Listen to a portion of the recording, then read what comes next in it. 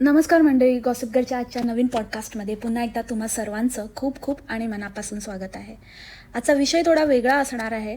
खूप विचार केला मी, बोलू नको बोलू, बोलू नको बोलू, आणि मला माहीत नाही आहे की मी ह्यापुढे काय बोलणार आहे आणि माझ्या बोलण्याचा काय अर्थ लागेल किंवा काय अर्थ घेतला जाईल, ते तुम्हाला किती आवडेल किती नाही आवडणार हे मला नाही माहिती. आज मी खरंच फक्त आणि फक्त माझ्या मनातल्या भावना व्यक्त करणार आहे. त्यामुळे आज मी आपला रेग्युलर डिस्क्लेमर न लावता आज मला खरंच तुम्हाला सांगावंसं वाटतंय की आज मी जे काही बोलेन ते प्लीज मला समजून घ्या, त्यामागच्या भावना समजून घ्या आणि शब्दांवर जाऊ नका. जर शब्दांमध्ये बोलताना काही पुढे मागे झालं किंवा काही चुकीचं असं तुम्हाला वाटलं तर प्लीज इग्नोर करा. मला आज फक्त आणि फक्त जे काही मी आज जे बोलणार आहे त्यामागे फक्त आणि फक्त सद्भावना आहे आणि दुसरा कुठलाही हेतू नाही. हे मी अगदी प्युअर इंटेन्शनने आज तुमच्याबरोबर बोलणार आहे. खरं तर आज मला कोणालाही रोस्ट करण्याची अजिबात इच्छा नव्हती. कालपासून जेव्हा ती न्यूज कळली आणि मी पोस्ट टाकली त्यानंतर इतक्या जणांच्या वेगवेगळ्या कमेंट्स आल्या आणि त्यांनी आपल्या आपल्या भावना व्यक्त केल्या, त्यांनी आपले एक्सपिरियन्स माझ्याबरोबर शेअर केले. तर मला कुठेतरी असं वाटलं की प्रत्येक वेळेला मला आता कॉमेंटमध्ये बोलणं किंवा कॉमेंटमध्ये माझ्या ज्या काही भावना आहेत, ज्या काही माझे जे पॉईंट ऑफ व्ह्यू आहे ते शेअर करणं पॉसिबल होत नाही. आणि मला जर हा प्लॅटफॉर्म मिळाला आहे जिथे मी बोलू शकते तर का नाही ह्या संधीचा उपयोग करून मी आज तुमच्याबरोबर थोडंसं माझं मनोगत शेअर करेन असं मला वाटलं. आणि म्हणून आजचं हे पॉडकास्ट हे थोडंसं वेगळं आहे. कदाचित रोस्टिंग रिॲक्शन चॅनलसाठी खूपच ऑफ बीट असं ठरणारं असेल, बट ठीक आहे, मी पण वेगळी आहे नाही का मंडळी. सो युनिक व्यक्तीचं युनिक पॉडकास्ट समजा तुम्ही. शेक्सपियर म्हणून गेला की नावात काय आहे. खरं तर खरंच कधी कधी असं वाटतं नावात काय आहे, पण ही व्यक्ती अशी होती ना जिच्याबद्दल विचार केला तर असं वाटतं नावात बरंच काही आहे. म्हणजे जेव्हा ह्यांच्या आईवडिलांनी ह्यांचं नाव ठरवलं असेल किंवा त्यांच्या मनात जेव्हा हे नाव आलं असेल तेव्हा त्यांच्या जिभेवर, त्यांच्या चराचरात लक्ष्मी, सरस्वती, जितके पण म्हणजे जितके चांगल्या गोष्टी आहेत, चांगले वाईब्स आहेत, जे पण पॉझिटिव्हिटीने आणि जे पण खूप छान छान गोष्टींनी भरलेल्या अशा एलिमेंट्सनी त्यावेळेला वास केला असेल आणि तेव्हा त्यांचं हे नाव ठरवण्यात आलं आणि कुठेतरी त्या नावाला ते सार्थकी ठरले. हे खूप कमी व्यक्तींच्या बाबतीत होतं मंडळी. म्हणजे नाव एक असतं पण व्यक्ती तसंच त्या नावाला पुरेपूर सार्थकी ठरेल असं प्रत्येकालाच शक्य होत नाही. आणि त्यापैकीच हे एक ज्यांनी साध्य केलं, ते नाव सार्थकी ठरवलं असं एक दुर्मिळ व्यक्तिमत्व म्हणजे आपले श्री रतन टाटा. नावाप्रमाणेच मानवतेला आणि आपल्या या भारत भूमीला लाभलेलं एक पवित्र रत्न, हिंदीमध्ये रतन म्हणजेच आपले माननीय श्री रतन टाटा. ॲक्च्युली काही व्यक्ती अशा असतात ना ज्या अजरामर असतात, अमर असतात, ज्या कधीच जात नाहीत. म्हणजे फिजिकली त्या आपल्यामध्ये नसल्या तरी पण त्या कुठल्या ना कुठल्या तरी त्यांच्या कार्यामुळे, त्यांच्या आठवणींमधून किंवा त्यांच्या कर्तृत्वामधून आणि त्यांनी जे आपल्या मनुष्य जातीला दिलेलं आहे त्या सर्व ठेव्यामधनं ते आपल्यामध्ये सदैव जिवंत असतात. त्याप्रमाणेच हे आहेत. त्याच्यामुळे हे गेले असं वाटतच नाही. देव कधी जात नाही ना, परमेश्वर कधी जात नाही. परमेश्वर कधी त्याचा जन्म होत नाही आणि कधी त्याचा अंतही होत नाही. तर मला असं वाटतं आपण परमेश्वराला कधी पाहिलं नाही, पण मनुष्यरूपी परमेश्वर जर आपल्याला असं इमॅजिन करायचं असेल तर परमेश्वर कसा असेल तर हा असा असेल. आपला कधी परमेश्वराशी डायरेक्ट संबंध येत नाही. आपल्याला माहिती नसतं की तो खरंच आहे, एक्झिस्ट करतो किंवा काय म्हणजे आपल्याला धावून येईल की नाही, पण आपल्या मनात ती शंकेची पाल चुकचुकत नाही. आपण बिनधास्त असतो, आपण निर्धास्त असतो. तसं काहीतरी ह्या माणसाच्या बाबतीत होतं. म्हणजे आपला त्याच्याशी कधी डायरेक्ट, तुमच्यापैकी काही जणांचा आला असेल पण माझा तरी कधीच असा काही डायरेक्ट संबंध आला नाही. आणि आय एम शुअर माझ्यासारखे अनेक जण असतील ज्यांचा स्वतःचा काहीच असा डायरेक्ट संबंध आला नसेल, पण तरीही अख्ख्या भारतभूमीने ऑलमोस्ट म्हणजे सगळ्यांनी काही म्हणजे चिंचोक्या एवढे सोडले ना, मूर्ख लोक ज्यांना कशाशी काहीही घेणं देणंच नाही आहे, जे कशाला आहेत धरतीला भार ते त्यांचं त्यांनाच माहिती, लेट्स इग्नोर देम. आणि त्यांना सोडलं तर बाकी सगळ्यांनी हळहळ व्यक्त केली. बाकी सगळ्यांना असं वाटलं की आपल्या डोक्यावरचं छत्र हरपलेलं आहे. कारण ही व्यक्तीच अशी होती की जिच्या असण्यानेच खूप असा एक आधार होता. असं वाटत होतं की नाही, जोपर्यंत ही आहे ना, ही व्यक्ती आहे तोपर्यंत आपल्या देशाला कोणी काही करू शकत नाही. आपला देश एक खंबीर राष्ट्र म्हणून उभा राहील. कोणी काही आपल्यावरती जर कुठलं संकट आलं तर ही व्यक्ती सांभाळून घेईल, असा एक भरोसा होता, असं एक ती आत्मीयता होती. त्यामुळेच आज बऱ्याच जणांचे स्टेटस आहेत की एंड ऑफ ॲन एरा, म्हणजे गोल्डन एरा होता हा. एक एक सुवर्ण काळ होता, सुवर्ण व्यक्ती होती ही, की जी आपल्याला लाभली होती, आपल्या देशाला लाभली होती. आणि खरंच या गोष्टीचा सदैव अभिमान राहील. हे एक दिग्गज उद्योगपती तर होतेच, पण त्यापेक्षा मुख्य म्हणजे एक बाप माणूस होते. मग ते त्यांचं प्राण्यांवरचं प्रेम असू दे, श्वानप्रेम असू दे, आपल्या बॉम्बे हाऊसमध्ये ॲनिमल शेल्टर ओपन करणं असू दे, नंतर कॅन्सर पेशंटसाठी सगळ्यात डोळे झाकून पहिलं नाव जे समोर येतं ते म्हणजे टाटा मेमोरियल हॉस्पिटल.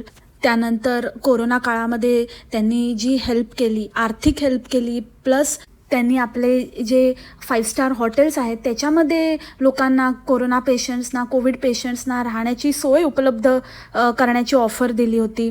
जेव्हा जेव्हा आपला देश आर्थिक अडचणीत सापडला तेव्हा तेव्हा सगळ्यात पहिले येणारं नाव म्हणजे श्री रतन टाटा आणि त्यांचा टाटा ग्रुप ऑफ इंडस्ट्रीज. मग ते एअर इंडियाला पडत्या काळात आधार देणं असू देत, त्यांना टाटा ग्रुपमध्ये सामील करून घेणं. त्यानंतर मग ते फोर्डचा किस्सा तुम्हाला तर सर्वांना माहितीच असेल, खूपच व्हायरल किस्सा आहे तो, की कसं इंडिकाला त्यांनी फोर्डला घेण्यासाठी सांगितलं होतं आणि त्यांनी सांगितलं की जर जर तुम्हाला नव्हतं पॉसिबल, जर तुम्हाला नाही ज्ञान ऑटोमोबाईलमधलं, तर तुम्ही कशाला घुसला त्याच्यामध्ये आणि कशाला, आणि जर आता मी हे घेतलं तर मी तुमच्या देशावर खूप मोठे उपकार केल्यासारखं आहे, तर हे उपकार तुम्हाला नेहमी लक्षात ठेवावे लागतील. आणि मग कसे दिवस फिरले आणि मग शेवटी टाटांनी फोर्डच्याच कंपनीचे जे लक्झरी कार्स होत्या त्या कसं काही टेक ओव्हर केलं आणि त्यांच्यावर उपकार केले आणि त्यांना त्या उपकाराची जाणीव करून दिली की तू कोण आहेस माझ्यावर उपकार करणारा, हे घे, आता माझे उपकार कधी विसरू नकोस. तर देशाबद्दल आत्मीयता, देशाबद्दलचं प्रेम, ती तळमळ, ती वाखाणण्याजोगी होती, म्हणजे त्याला तोडच नाही. आणि इतरही बऱ्याच गोष्टी त्यांनी आपल्या देशाला दिल्या, from 5 star hotels to clothing to IT industry to digital marketing. त्याच्यानंतर बऱ्याच गोष्टी म्हणजे TCS आहे, स्टारबक्स आहे, ताज म्हणजे चेन ऑफ हॉटेल्स आहे, त्याच्यानंतर टायटन आहे, तनिष्क आहे, Tata salt, Tata Motors, you name it and he has it. आणि तरीही इतकं क्षेत्र, इतकं वास्ट असताना पण प्रसिद्ध म्हणण्यापेक्षा जे नंबर लाईन जी असते ना, की टॉप 1, टॉप 2 ह्यांच्यामध्ये त्यांचं नाव न येणं, आणि ते कधी त्यासाठी बनलेच नव्हते, त्यांना ते नकोच होतं. त्यांना फक्त माणूस म्हणून जे कमवलं आहे ना तेच खूप महत्त्वाचं होतं आणि त्याला तोड नाही. आणि ती जागा कधीच कोणीही टॉपचा बिझनेसमॅन पण भरून घेऊ शकत नाही. इवन त्यांचा जो पर्सनल स्टाफ होता, right from his cook to driver, त्यांना पण त्यांनी सगळे बेनिफिट्स दिले जे एका त्यांच्या कंपनी एम्प्लॉईला अवेलेबल होत होते, right from the provident fund to pension, everything. Whereas ते कुठल्याही कंपनीशी रिलेटेड नव्हते, त्यांना कुठल्याही कंपनीतनं म्हणजे टाटा ग्रुपच्या कुठल्याही कंपनीचं लेबल नव्हतं, त्यांना त्यातनं कुठल्याही कंपनी थ्रू सॅलरी येत नव्हती, कारण it was his personal staff. तर ते बिलकुल ऑब्लिगेटरी नव्हतं की त्यांना हे दिलंच पाहिजे, त्यांना हे केलंच पाहिजे. पण माणसातला माणुसकीच्या नात्याने ह्या सगळ्या गोष्टी त्यांनी केल्या आणि सगळे जे काही बेनिफिट्स जे एका त्यांच्या कंपनीमध्ये काम करणाऱ्या व्यक्तीला मिळतात ते सगळे बेनिफिट्स त्यांनी आपल्या पर्सनल स्टाफला पण मिळतील हे एन्श्युअर केलं. आजही तुम्ही बघाल तर रस्त्यावर धावणाऱ्या ट्रकवर अजूनही लिहिलेलं असतं ओके टाटा. ओके टाटाचा जन्मच त्या फ्रेजचा उदयच तिथून झाला की टाटा आहे तर सब कुछ ओके है. हे टाटाचं व्हेकल आहे आणि त्यामुळे ऑल ओके. टाटा है तो मुमकिन है. आता सगळ्यात मोठा प्रश्न उभा राहिला आहे तो म्हणजे त्यांच्या जे आता पुढे कोण वारसा चालवणार. आणि खरंच मला असं वाटतं की जे कोणी असेल ते त्यांच्या या महान कार्याला जे काही त्यांनी आजपर्यंत अचीव केलं आहे त्याला अजून पुढे नेणारं आणि उत्तरोत्तर प्रगतीपथावर आणणारच असावं हीच माझी ईश्वराचरणी प्रार्थना आहे. खरंच मला मनापासून असं वाटतं की तुम्ही त्या व्यक्तीला म्हणजे मानणं न मानणं हा प्रश्नच येत नाही, असं काही विवाद पूर्ण असं काही व्यक्तिमत्वच नाही आहे ते. आणि जर तुम्ही नसाल मानत आणि तुमचं काहीतरी वेगळा पॉईंट ऑफ व्ह्यू असेल तर तुमच्यासारखे कमनशिबी तुम्हीच असं मला वाटतं. कारण ह्या व्यक्तीला अपोज करणारं किंवा ह्या व्यक्तीबद्दल असे शब्द किंवा असं विचार करणारं कोण असेल आणि जर ते ते आहे कोणी तर ते काय लायकीचं असेल ते आता काही त्याबद्दल न बोललेलंच बरं. पण अशा काही न्यूज, अशा काही गोष्टी मी सकाळपासून पाहिल्या विच वॉज व्हेरी डिस्टर्बिंग, की तुम्ही त्यांचे अफेअर्स आणि त्यांनी काय केलं. अरे माणूस आहे तो, कधी काय बोलावं कधी काय नाही बोलावं हे पण तुम्हाला कळत नसेल तर कसली काय लायकी आहे तुमची. Shame on you. आणि ते कंपॅरिझन लावलं आहे बीट अंबानी और बीट सचिन तेंडुलकर. अरे काय आहे, त्यांना स्वतःला किती यातना होत असतील, त्यांना ते जिवंत असताना तुमची जीभ उचलली का नाही मग? त्यांना आवडलं नसतं. आणि तीच गोष्ट तुम्ही आता करत आहात. जर तुम्ही त्यांना खरंच मनापासून मानता ना तर ह्या गोष्टी करणं थांबवा, कंपॅरिझन करणं थांबवा. त्यांना कधीच आवडलं नसतं असं बोललेलं की ह्याला का दिलं ह्यांना का नाही दिलं, मग हा माणूस लायकीचाच नव्हता. तुम्ही कोण? तुम्ही स्वतःची लायकी बघा आधी. किती घाणेरडं आणि किती फालतू लेवलचं चाललं आहे. म्हणजे कुठून हे लोकांना, असे जे लोक आहेत ना ह्यांना खरं तर देशद्रोही म्हणून डिक्लेअर केलं पाहिजे. कधी कधी असं वाटतं ना की भारतामध्ये जे काही मीडियाला फ्रीडम ऑफ स्पीच वगैरे जे काही दिलेलं आहे ना त्याला कुठेतरी आळा बसला पाहिजे. आणि कितीतरी सो कॉल्ड इन्फ्लुएन्सर्स, म्हणजे हे तर मी आता लोकल बोलते, दिग्गज पण आहेत. पण आता आपण फक्त आपले जे हे काही चिमकांडे लोक आहेत ह्यांच्याबद्दलच मर्यादित राहून बोलूया. इतकं मोठं मोठं भाष्य करतात, इतकं मोठं ह्यांच्यामध्ये देशभक्ती आणि हे ते जागृत होतं है ना. एकदम संस्कारी लोक सणासुदीला वेगवेगळे कलरचे कपडे घालून फोटोशूट करून आणि काय काय खायला प्यायला करून आपलं रुटीन दाखवतात. कोण मिरवणुकीमध्ये सामील होतं आणि भारताचा झेंडा फिरवतं. कोणाला तरी क्रिकेट सामन्यामध्ये जिंकलं म्हणून डोळ्यातनं अश्रू येतात. हे जे आहेत ना सो कॉल्ड अंकल आंटीज, ते आता कुठे आहेत? कुठे गेला तुमचा पुळका? एक पोस्ट नाही की काय नाही. तुम्ही तर खूप सोशल मीडियावर ॲक्टिव्ह असता नाही का. मला बड्डे आणि काय ते प्रमोशन करण्यापासून फुरसत नाही. ते मात्र न चुकता आठवणीने टाकलत. पण इतका मोठा देशाचा लॉस झाला, इतकं मोठं एक माणूस, एक आपलं आपण म्हणू शकतो की देशावरचं छत्र हरपलं. पण साधी एक पोस्ट नाही तुम्हाला टाकता आली. मला वाटतं आपल्यापैकी जे आपले जे कॅरेक्टर्स आहेत त्यापैकी मला वाटतं फक्त 2-3 जणांनीच टाकलं असेल. काही जणांनी तर उशिरा टाकलं, रात्री ते बिझी होते, सुपरस्टार्सना वगैरे भेटले होते ते त्याच्यामुळे त्याच्या स्वप्नात होते. पण ठीक आहे, देर आहे दुरुस्त आहे, त्यांनी टाकलं तरी. पण बाकीचे तर ते 2-3 जण सोडले तर बाकीचे तर असे आहेत की ज्यांना एकही पोस्ट, एकही काही माहितीच नाही ते कुठल्या झोनमध्ये आहेत. बाकी त्यांना कुठली रील, कुठलं काय ट्रेंडिंगमध्ये आहे, आज कुठला नवरात्रीचा कलर आहे आणि आज मला कसं काय माझ्या देशाचं गुणगान गाता येईल, आणि बाहेर राहून ताई कशा काय आपल्या देशाची संस्कृती जपतायत ते दाखवता येईल. ह्या गोष्टीची एकदम अप टू डेट माहिती असते. पण इतकी मोठी न्यूज जी सोशल मीडियावर काय म्हणजे सगळीकडे कोणाला माहिती नसेल असं नाही आहे. पण त्याबद्दल एकही शब्द किंवा एकही काहीही बोलावं किंवा काहीतरी पोस्ट टाकावी असं वाटलं नाही. ह्यावरूनच कळतं. आणि आता कुठे आहेत ते अंधमंद भक्त? या गोष्टीचं पण समर्थन करणार का तुम्ही? बबी द ढबी, भोसऱ्यांची झोंबी आणि तिची ती वैणाबाई त्या दिवशी तर मोठे मोठे डांगे हाकत आली होती ग. खूप मोठ्या मोठ्या गोष्टी करत होती, मोठ्या आणि काय तुला काय खादाडी मिळाली आहे आणि हे मिळालं आहे ते मिळालं आहे, मला घरात राशन पाणी, भिकेची डोळे लागलेली बाई. कुठे आता? कुठे आहेत तुम्ही लोक? आता कुठे गेला तुमचा तो पुळका? आता कुठे गेला मनगडातलं बळ आणि सळसळतं रक्त? चिव काऊ बहिणींचा रखवाला पक्या दादा, कुठे आहे तुझं आता राष्ट्रप्रेम, देशप्रेम? आणि आता आम्ही इथून नको राहू का, आम्ही इथून जाऊ का, आम्ही महाराष्ट्रातच असं बोलले, आम्हाला महाराष्ट्रातच तसं बोलले. अरे लायकीच नाही तुमची. तुम्ही महाराष्ट्रासाठी नाही, तुम्ही देशाच्या लायकीचे नाही. आणि तुम्हाला ते उचलून धरणारे मंद लोक आहेत ना त्यांना ना आता जर तुमची लायकी नाही कळली ना तर कधीच कळणार नाही. म्हणजे होपलेस आहात तुम्ही. का हो बळबळकर काकू, अवॉर्ड नाही दिलं ना तुम्हाला कंटेंट क्रिएटरचं? कधी आयुष्यात मिळणार पण नाही. Because you don't deserve it. You don't deserve to be called influencer.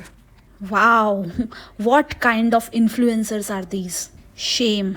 आणि दिग्गजांमधले पण ज्यांना इवन अवॉर्ड पण मिळाले असे लोक पण गॉड ओनली नोज की काय झालं आहे, व्हॉट्स रॉंग विथ देम. म्हणजे मला असं वाटतं की ठीक आहे, it's your call, your take, की प्रत्येकाची विचारसरणी वेगळी असू शकते, पण एखादी एक पोस्ट तर तुम्ही टाकू शकता. भलेही तुम्ही व्हिडिओ नंतर बनवा, तुम्ही टाईम घेत असाल, तुम्ही विचार करत असाल, तुम्हाला एक प्रॉपर व्हिडिओ बनवायचा असेल ज्याच्यावर तुम्हाला एक छानसं असं काहीतरी चांगलं द्यायचं असेल, बट एक पोस्ट तो बनतात हा ना बॉस. असो, ज्याची त्याची इच्छा. आपलं काय जातं आहे, आपल्याला काहीही फरक पडत नाही कोण काय विचार करतंय, कोण काय नाही. कोणी टाको वन्ना टाको. आणि नाही मला वाटतं त्या व्यक्तिमत्वाला, सर टाटांना काही फरक पडत असेल किंवा काही फरक पडला असता. त्यांना कधीच त्या फेमची, कधीच त्यांना ती हाव नव्हती. सो चकिट. पण मला असं वाटतंय की आजच्या काळात त्यांना इमोशनल कोशंटची खूप जास्त गरज आहे.